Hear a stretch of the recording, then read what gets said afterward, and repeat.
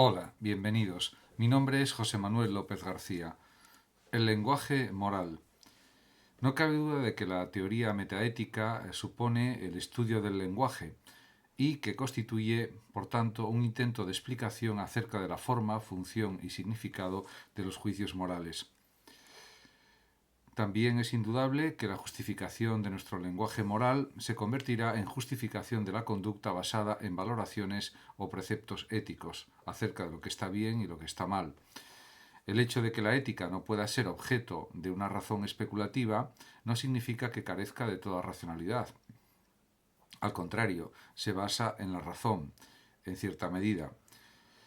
Además, podemos decir que la ética propone alternativas a la acción humana y que el lenguaje práctico utiliza los modos imperativo y subjuntivo. También es cierto que existe un denominado discurso práctico o moral que utiliza verbos de voluntad, preferencia u obligación.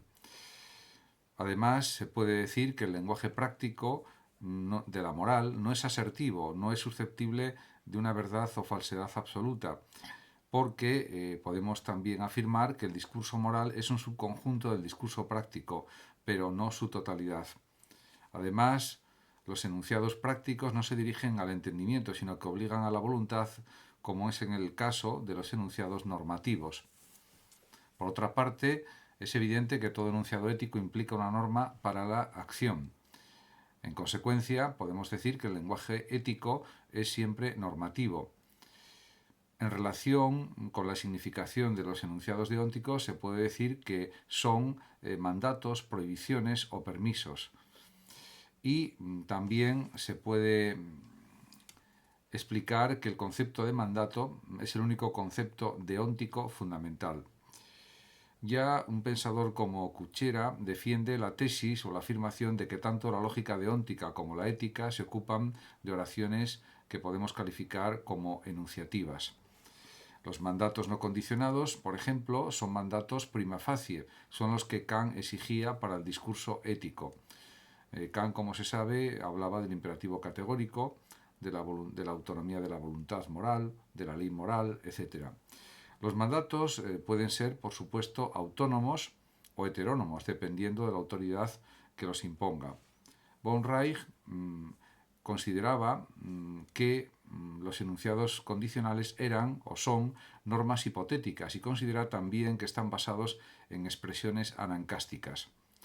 Por otra parte, los enunciados axiológicos son propios de la ética y se convierten en normas. Realmente existen también conceptos axiológicos que podemos llamar comparativos, que expresan una relación de preferencias normativas. Además, el valor de un hecho se puede entender en términos numéricos y eso significa que se está utilizando un concepto axiológico cuantitativo. Además, existen también los conceptos axiológicos métricos utilizados en el contexto, por ejemplo, de las teorías utilitaristas de la moral. Es necesario, por otra parte, distinguir entre juicios axiológicos condicionados e incondicionados. Y, indudablemente, el valor intrínseco es el valor incondicionado de cierto hecho. Una acción, por tanto, está permitida si y solo si son dadas las alternativas posibles y, por tanto, puede ser moralmente óptima.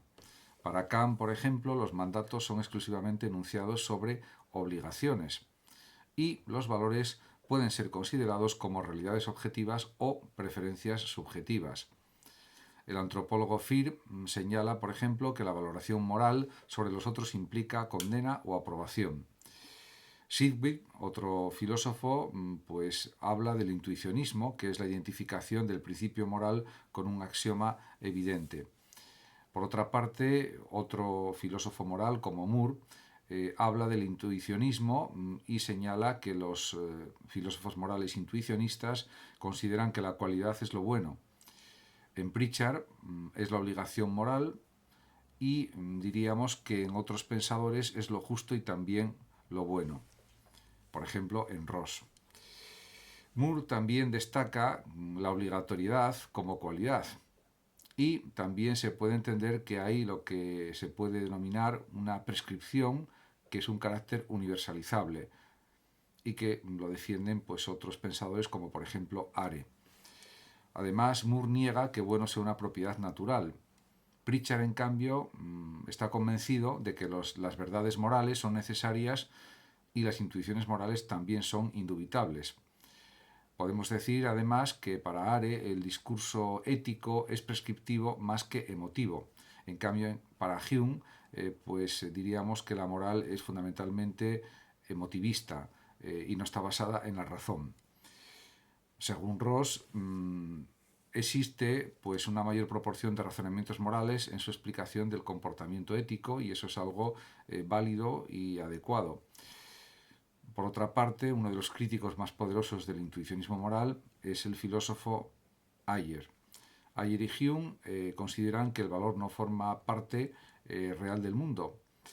Ayer, por ejemplo, clasifica los juicios en tres clases: lógicos, fácticos y emotivos, y los emotivos serían los propios de la moral. Además, para Ayer, el emotivismo, diríamos, no es algo científico, porque las emociones son declaraciones de valor que no son científicas, son expresiones en realidad de sentimientos que no son ni verdaderas ni falsas. Y Ayer pretende un lenguaje científico, riguroso, diríamos, verificable, comprobable. Y los planteamientos propios de la moral, como parten de sentimientos, ni son demostrables, ni son verdaderos, ni son falsos. Además, para Ayer, la ética no es una ciencia normativa, es una especie de rama del conocimiento de las ciencias sociales. Esto, por supuesto, es discutible, rebatible, con distintas argumentaciones, pero bueno, es lo que piensa Ayer. En cuanto a la génesis de los valores morales, se puede decir que provienen o de la naturaleza o de la convención, más bien diríamos que de la convención, porque los valores, que por su naturaleza se convierten en normas de comportamiento, constituyen los pilares de toda experiencia axiológica relativa a la moral. Los valores morales, por tanto, no son los mismos en todas las culturas, porque existe claramente un relativismo cultural, ni en todas las épocas. Sin embargo, lo que no varía es la valoración.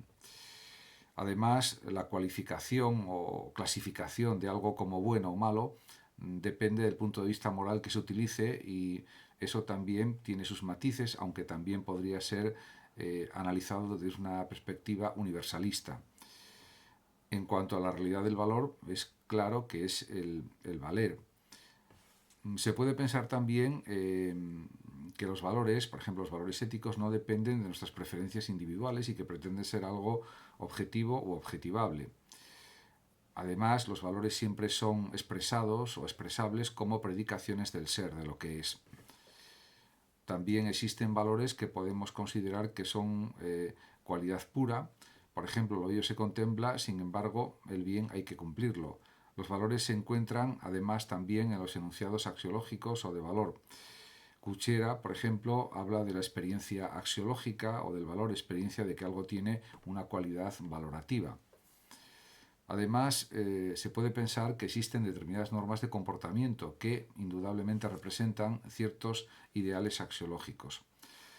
Por otra parte, los contenidos de los juicios morales axiológicos es indudable que varían de sociedad en sociedad, y de país en país, y de cultura en cultura.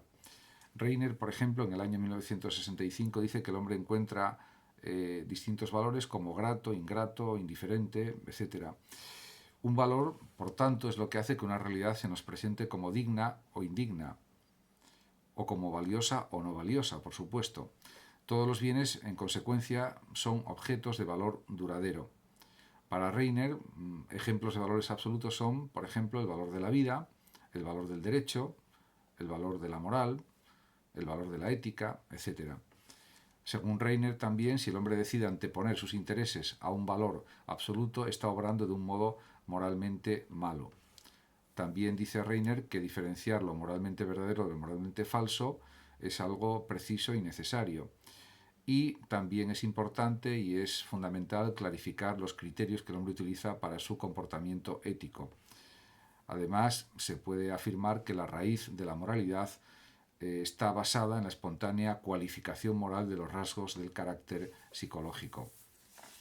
En consecuencia, podemos decir que hay dos realidades metafísicamente antagónicas, el bien y el mal como principios, y esto ya sucede de los primeros desde hace pues, más de 2000 años, con el surgimiento de la filosofía, desde hace unos 2500 años, 2600 años aproximadamente, que es cuando se fija el inicio del pensamiento filosófico y también, por supuesto, del pensamiento moral, de la filosofía moral, podríamos decir. El mal supone la mera negación del bien, que recordemos que hay que considerar la teoría platónica de las ideas, que establecía que el bien, la verdad y la belleza son las tres ideas más importantes. Para el filósofo moral británico Moore, lo bueno es un concepto simple, sintético y que no se puede considerar que sea nunca analítico. Para Moore, algo es bueno en sí mismo. En este sentido, Moore rechaza igualmente la ética hedonista o del placer y la naturalista porque consideran bueno un único género o forma de ser.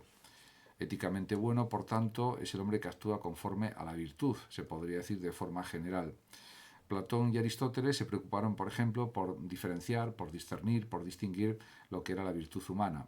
Un hombre es bueno, es sagazos, si posee la arete o la virtud de su función particular y específica, y en consecuencia el deber depende del dictado de la razón. Esto también lo sostenía, por supuesto, Aristóteles, que afirma una ética de la racionalidad, una ética del término medio, de la prudencia, en definitiva, de la razón. Todo lo contrario a las normas está claro que es inmoral. Los principios morales, por tanto, se constituyen como una especie de leyes que sirven para fijar las conductas y también para establecer la existencia pues, de posibles sanciones morales. Kant también, por ejemplo, afirma la autonomía moral de cada persona y realmente las teorías justnaturalistas o del derecho natural presuponen la existencia de valores morales naturales. En cuanto al origen de la moralidad, se puede pensar en distintos planteamientos, como por ejemplo el naturalismo, el convencionalismo, porque en efecto las normas morales son producto del ser humano, de la mente humana, de las costumbres humanas, etc. En cuanto a la preferencia axiológica, se convierte en auténtica obligación. Montesquieu, por ejemplo, podemos decir que es el primer moralista que tiene una perspectiva, diríamos, más sociológica y política. Los que consideran la moralidad como un fenómeno de por sí natural, también entienden que es muy importante el cumplimiento de una serie de preceptos de tipo moral. En cuanto al origen de la moralidad, está en la convención, diríamos, social, en la creación de un código de derechos y obligaciones, por ejemplo, en el utilitarismo creado por Bentham, por Jeremy Bentham, por Jaime Mill y Stuart Mill. Lo bueno es lo que da mayor felicidad para el mayor número posible de personas. Es el principio utilitarista fundamental. En cambio, los sofistas en la antigua Grecia, hace pues, unos 2400 años, tienen que enseñar lo que se considera justo en cada uno de los diferentes estados o ciudades-estado y afirman un claro relativismo y un claro escepticismo que no concuerda con el universalismo moral, por ejemplo, de Platón o de Aristóteles. En cuanto a Hume y Moore, explican lo que es la falacia naturalista, que es una operación no válida, ya que mediante la misma un juicio moral es deducido de un juicio empírico. Y esto es algo realmente falso, no porque haya muchas personas que puedan mentir, está bien mentir, estaría siempre mal. En cuanto al naturalismo de la ética aristotélica es evidente, porque también se basa en la socialidad del ser humano, en el que el ser humano es un animal social, como él dice, el propio Aristóteles, y en relación con lo que afirma un filósofo y pedagogo norteamericano, Debye, cabe decir que tiene razón al decir que el lugar legítimo de la moral es la noción de valor, o el concepto fundamental es la noción de valor.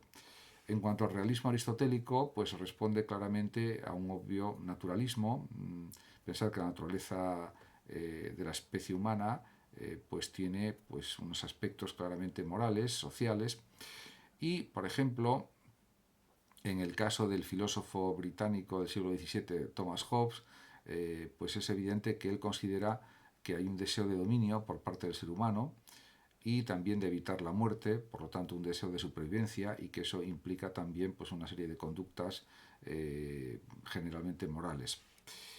Hume, por otra parte, tiene claro que el verdadero origen de la moral hay que verlo de una manera observacional, usando el método de la observación. y, por supuesto, indica que el origen de la moral está en las emociones, en los sentimientos, sentimientos de aprobación o desaprobación de las conductas, y no tanto en la razón. En consecuencia, pues esto ya cambia un poco las cosas respecto a éticas anteriores, como la de, por ejemplo, Locke, que fue el creador del empirismo, o por ejemplo también Descartes, aunque Descartes habla de una ética que podemos llamar de sentido común, ¿no? De atenerse a las costumbres de cada país, de cada estado, etc. Por otra parte, Rousseau era partidario del origen natural de la moralidad, aunque esto por supuesto puede ser discutido y analizado. Muchísimas gracias a todos por su atención y hasta mi próximo vídeo. Saludos también a los oyentes de Radio Sofando de México y de Hablando de Filosofía. Y por último decir que el que lo desee puede compartir este vídeo o simplemente suscribirse a mi canal. Muchísimas gracias y hasta siempre.